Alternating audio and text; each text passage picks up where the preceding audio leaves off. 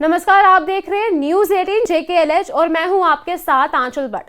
संयुक्त राष्ट्र सुरक्षा परिषद के मंच पर भारत ने एक बार फिर पाकिस्तान को आतंकवाद परस्ती को बेनकाब कर दिया है। आतंक को पालने पोसने वाला पाकिस्तान को भारत ने दो टूक शब्दों में लताड़ लगाई और दुनिया को उसका असली चेहरा दिखा दिया। यूएनसी के मंच पर भारत ने आतंकवाद के मुद्दे पर पाकिस्तान को कड़ा संदेश देते हुए उसकी सच्चाई पूरी दुनिया के सामने रख दी है। आतंक को पनाहगार को दो टूक शब्दों में जवाब देते हुए भारत के स्थायी प्रतिनिधि पार्वतनेनी हरीश ने स्पष्ट शब्दों में कहा, वो देश जो आतंकवादियों और आम नागरिकों में कोई फर्क नहीं करता, उसे नागरिक सुरक्षा की बात करने का कोई अधिकार नहीं है। उन्होंने कहा कि ऐसे देश को आतंकवाद के खिलाफ अंतर्राष्ट्रीय समुदाय की गंभीरता को समझना होगा, न कि आतंकवाद को पनाह देना होगा। यूएनसी में भारत की ये गूंज न सिर्फ पाकिस्तान को आईना दिखाने वाली थी, बल्कि वैश्विक समुदाय को भी ये याद दिलाने वाली थी कि आतंकवाद का असली अड्डा कहाँ है। पार्वतनेनी हरीश ने कहा कि भारत ने दशकों से पाकिस्तान प्रायोजित आतंकवाद का सामना किया है, जिसमें मुंबई 26/11 हमले जैसे आतंकवादी घटनाएं और हाल ही में पहलगाम हमले जैसे दर्दनाक हादसे शामिल है। उन्होंने कहा कि इन हमलों में हमेशा आम नागरिकों को निशाना बनाया गया है, जो किसी सभ्य राष्ट्र के लिए अस्वीकार्य है। उन्होंने पाकिस्तान की ओर से हाल ही में भारतीय सीमावर्ती गांवों पर की गई जानबूझकर गोलाबारी की निंदा की, जिसमें कई नागरिकों की मौत हुई और कई लोग घायल भी हुए। उन्होंने विशेष रूप से पाकिस्तान द्वारा धार्मिक स्थलों, गुरुद्वारों, मंदिरों, चर्चों के साथ साथ अस्पतालों पर भी हमलों का जिक्र किया, जो अंतर्राष्ट्रीय मानवाधिकारों और युद्ध के नियमों का घोर उल्लंघन है। इस प्रकार के आतंकवादी और पाखंडी व्यवहार के बाद पाकिस्तान का सुरक्षा और नागरिकता पर ज्ञान देना पूरी दुनिया के लिए अपमानजनक है। जो देश धार्मिक स्थलों पर बम बरसाए, वो दुनिया को नैतिकता को सिखाने की बात कर रहा है। ये सरासर पाखंड है। Mr. President, we are constrained to respond to the disinformation being carried out by the delegation of Pakistan with regard to the Indus Water Treaty. India has always acted in a responsible manner as an upper riparian state. I would like to highlight 4 aspects to expose the disinformation of Pakistan.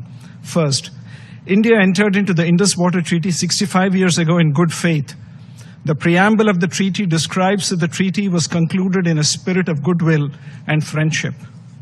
Throughout these 6.5 decades, Pakistan has violated the spirit of the treaty by inflicting 3 wars and thousands of terror attacks on India. In the last 4 decades, more than 20,000 Indian lives have been lost in terror attacks, the most recent of which was a dastardly targeted terror attack on tourists in Pahalgam last month. India has shown extraordinary patience and magnanimity throughout this period. Pakistan's state-sponsored cross-border terrorism in India seeks to hold hostage the lives of civilians, religious harmony, and economic prosperity. Second, in these 65 years, far-reaching fundamental changes have taken place not only in terms of escalating security concerns through cross-border terror attacks, but also growing requirements for producing clean energy, climate change, and demographic change. Technology for dam infrastructure has transformed to ensure safety and efficiency of operations and water use. Some of the old dams are facing serious safety concerns. However, Pakistan has continued to block consistently any changes to this infrastructure and any modifications of the provisions which is permissible under the treaty. In fact, in 2012, terrorists even attacked the Tulbul navigation project in Jammu and Kashmir. These cynical acts continue to endanger safety of our projects and lives of civilians. Third, India has formally asked Pakistan to discuss the modifications of the treaty on several occasions in the past 2 years. However, Pakistan continues to reject these, and Pakistan's obstructionist approach continues to prevent the exercise of full utilization of the legitimate rights by India. Four, it is against this backdrop that India has finally announced that the treaty will be in abeyance until Pakistan, which is a global epicenter of terror, credibly and irrevocably ends its support for cross-border terrorism. It is clear that it is Pakistan which remains in violation of the Indus Water Treaty. Thank you, Mr. President. Sindhu जल संधि पर भी भारत ने अपना रुख स्पष्ट किया। भारत ने बताया 65 साल पहले दोनों देशों के बीच इन समझौते को सद्भावना और सहयोग की भावना से किया गया था, लेकिन पाकिस्तान ने इस पर 3 युद्ध छेड़े और आतंकवादी हमले कर इसकी भावना का उल्लंघन किया। इन आतंकवादी घटनाओं में कई भारतीयों की जान गई, लेकिन हाल ही में आतंकवादी हमला जो पहलगाम में हुआ, ऐसी हालातों में भारत ने बेहद धैर्य और उदारता दिखाते हुए निर्णय लिया कि सिंधु जल समझौता तब तक स्थगित रहेगा जब तक पाकिस्तान सीमा पार आतंकवाद को बढ़ावा देना बंद नहीं करता। आज सबने प्रधानमंत्री जी का इस बात के लिए धन्यवाद दिया प्रधानमंत्री जी को कि उन्होंने सिंधु जल समझौता निलंबित किया और ऐतिहासिक अन्याय को समाप्त किया। 1960 में यह समझौता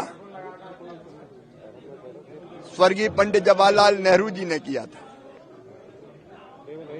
और देश का 80% से ज्यादा पानी सिंधु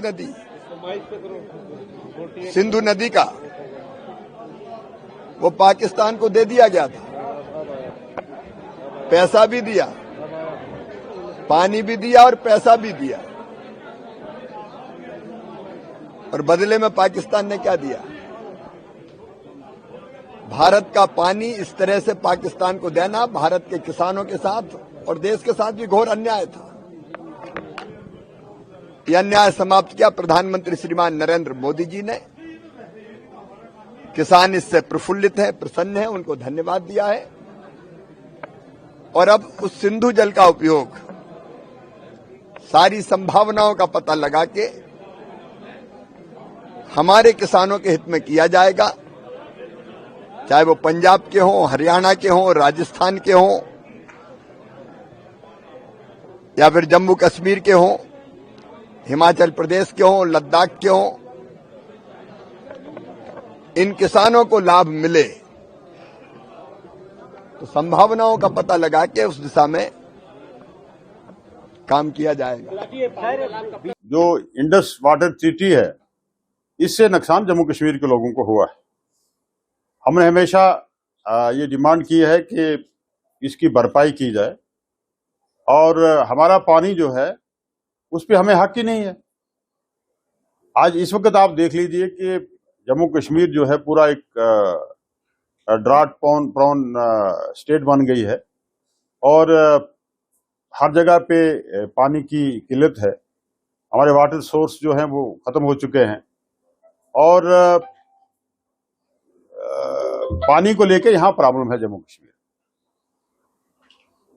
इंडस वाटर ट्रीटी का हमें नुकसान है और इसके लिए हम हमेशा ये कहते रहे हैं कि हमें इंडस वाटर ट्रीटी को लेके इसकी भरपाई की जानी चाहिए। हमारी जो डिमांड्स थी वो पूरी नहीं हो पाई, तो लिहाजा आज भी हम ये कहेंगे कि हमारा पानी, हमारे दरिया, हमारे पहाड़, हमारे जंगल, इन पे हमारा ही हकूक है और ये हमारे इस्तेमाल में होना चाहिए। भारत ने ये भी साफ किया कि ये पाकिस्तान ही है जो संधि का उल्लंघन कर रहा है और सीमा पार से आतंकवादी गतिविधियों को बढ़ावा दे रहा है। भारत इस मुद्दे को संयुक्त राष्ट्र समेत वैश्विक मंचों पर लगातार उठाता रहेगा और उसकी असलियत को बेनकाब करेगा।